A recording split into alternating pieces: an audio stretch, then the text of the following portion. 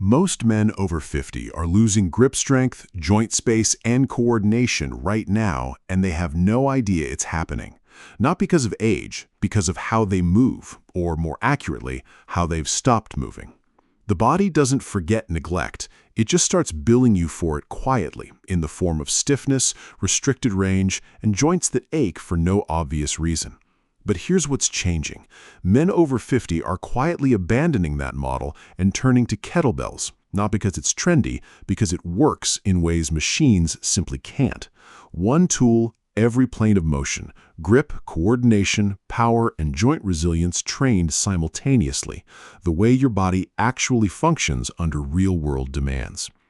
These 5 moves are what that looks like in practice. No gym required, no complicated setup, built specifically for men who want to stay strong and actually functional, not just look like they work out. Let's get started. Exercise 1. Goblet Squat. The goblet squat is not a beginner's substitute for the back squat. I want to get that out of the way immediately, because that is the assumption that stops most men over 50 from treating it as the sophisticated movement it is. The back squat is a compound exercise that, done correctly, builds significant lower body strength. It is also a compound exercise that requires the hip flexors, the thoracic spine, the shoulder girdle, and the ankles to all be working correctly and simultaneously. By 50, most men have lost meaningful function in at least 2 of those 4. The back squat then becomes a test of which compensation the body chooses, rather than a reliable strength builder. The goblet squat removes all of that. You hold the kettlebell at chest height and you squat. The counterbalance of the weight in front of you allows your hips to sit into a deeper position than they would unloaded, because the weight shifts your center of mass forward and lets the hips open rather than forcing them to fight for depth against tight hip flexors. Your torso stays upright because the weight demands it, and because you are holding the bell at chest height, your upper back has to work to keep it there. You get posterior chain activation in the upper body without asking for it. At the bottom of every rep, press your elbows gently outward against the insides of your knees. That pressure activates the hip external rotators and opens the groin simultaneously.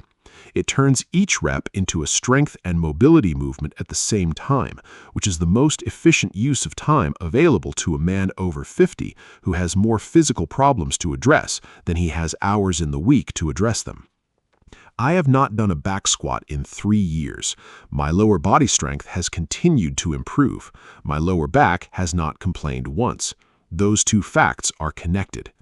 The next movement is the one that most kettlebell content leaves out because it does not look impressive enough to film. It is also the one that does more for your core stability than almost any dedicated core exercise. Exercise 2. Suitcase Carry. Pick up one kettlebell in one hand. Walk. That is the movement. What is actually happening underneath that simplicity is considerably more demanding than it appears. When you carry a load on one side of your body wants to tip toward that side. The muscles along your opposite flank, your obliques, your quadratus lumborum, your hip abductors, have to fire continuously to keep you upright. This is called anti-lateral flexion, and it is the core demand that most conventional training completely ignores. Planks train anti-extension. Pallof presses train anti-rotation. Almost nothing trains the lateral resistance that your lower back relies on every time you carry anything with one hand, reach across your body, or take any step that places uneven load through your hips. The suitcase carry trains all of it simultaneously. And it does so while you are moving, which means the stabilizing muscles have to maintain that resistance dynamically rather than in a fixed position. That is a significantly harder demand and a significantly more useful one. 30 meters in one hand. Switch hands. Keep your torso absolutely upright throughout. No leaning away from the weight. No subtle tilt you are hoping nobody notices. The moment you lean, the load is being managed by momentum and gravity rather than the muscles you were trying to build. Stay tall. Let your lateral stabilizers earn every step. Your grip will also be working harder than it has probably worked in months, which matters because grip strength at 50 is one of the most reliable indicators of how well the rest of your physical system is functioning. If these first two movements are already telling you things about where your body has gaps, that recognition is important. It means the gaps are not permanent. It means your body is still responsive. Strong After 40 is a 40-day program I built for men at exactly this point. Men who have stopped accepting what their body has become and are ready to change it systematically. Men who complete it describe waking up without cataloging what hurts, moving through a full day without bracing for something, feeling 10 years behind where they had been. That is not marketing. That is what happens when the right movements find the right problems consistently. The link is in the description. Exercise 3. Kettlebell Halo. Here is what most men over 50 have allowed to happen to their shoulders and why it matters more than they realize. The shoulder joint is a ball and socket that is designed to move through a full 360 degrees of rotation. Most training and most daily life moves it in one plane, forward and back, press and row, reach and pull. The rotational range, the overhead range, the full circumference of what that joint can do goes untrained for years and then decades. And then one day the shoulder starts clicking and shortening and losing range. And the assumption is that it is simply getting old. It is not getting old. It is getting rusty from disuse in specific directions. The Kettlebell Halo takes that joint through the full rotation it has been denied.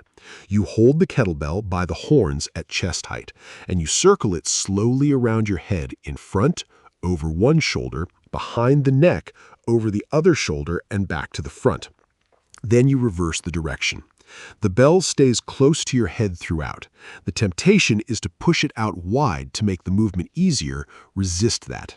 Keeping it close to your head is what places the shoulder under the rotational load that makes the movement effective rather than merely comfortable.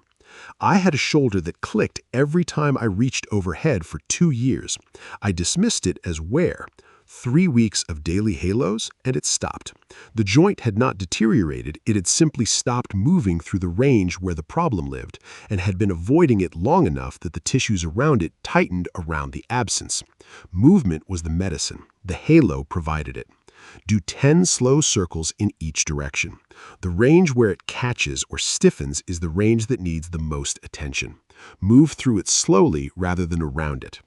The next exercise is the posterior chain pattern that sitting has done the most damage to, and the movement most men do incorrectly for years before someone shows them the one cue that changes everything. Exercise 4. Romanian Deadlift. The Romanian Deadlift is a hip hinge, not a back exercise, not a hamstring stretch with weight. A hip hinge, the pattern where the hips move backward as the torso moves forward. The posterior chain loads under tension, and the spine stays completely neutral throughout. That distinction between a hinge and a squat, or a hinge and a lower back flex, is the distinction that separates this movement being useful from it being the thing that hurts your back. Hold the kettlebell in both hands in front of your thighs. Push your hips back, not down, back, as though someone has attached a rope to your hips and is pulling them toward the wall behind you. Your chest moves forward as your hips move back. Your knees stay softly bent throughout. The weight travels down the front of your legs as you let the sensation of your posterior chain doing its job correctly. If you feel it in your lower back instead of your hamstrings, your hips are not hinging, they're squatting. Reset and push them back further before you descend. At the bottom, your hips drive forward to return to standing, not your lower back extending. Your hips driving. The distinction is subtle until you feel it correctly, and then it becomes the most obvious thing in the world that you should have been doing it this way all along. I spent a year doing Romanian deadlifts and feeling them primarily in my lower back. One cue changed it entirely. I started thinking about the movement as pushing a door closed behind me with my hips rather than reaching the weight toward the floor. That mental shift changed the pattern immediately. Exercise 5. Single-Arm Kettlebell Press. Most men press with 2 hands because 2 hands is easier and heavier and looks more impressive. The single-arm press is harder, lighter, and produces significantly more of what a man over 50 actually needs from an overhead movement. When you press a kettlebell with one arm, your core has to resist the rotation that the asymmetric load creates. Your hips have to stay level. Your opposite side has to brace against the force traveling through the system. You are not just pressing, you are pressing while the rest of your body holds itself together against a force trying to pull it apart. That anti-rotation demand is what makes the single-arm press a full-body exercise rather than a shoulder exercise that happens to require you to be standing. Stand with feet shoulder-width apart.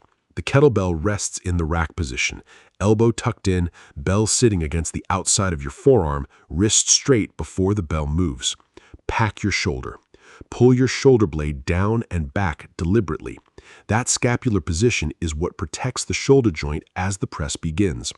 From there, press the bell directly overhead until your arm is fully extended and your bicep is beside your ear. Not in front of you, beside your ear. Then lower it under control back to the rack position. Do not lean away from the weight as it gets heavy. That lateral lean is your body's way of making the press easier by shortening the lever arm. It is also how you start building the shoulder impingement that makes pressing painful within a year. Stay upright. Let the shoulder do the work it is being asked to do. Here is what these 5 movements are actually addressing and why it matters specifically at 50 rather than at 35. After 50, the body does not just lose muscle mass at an accelerating rate, it loses the neuromuscular quality of the muscle. It retains the ability to recruit fibers efficiently, to stabilize under load, to coordinate movement across multiple joints simultaneously. That deterioration is what makes men feel physically unreliable in their 50s in a way that surprises them because the muscle is still there, roughly, but it does not respond the way it used to. The goblet squat retrains the lower body movement pattern that bilateral loading was always masking, and it does it while simultaneously restoring the hip mobility that sitting has been taking for 20 years.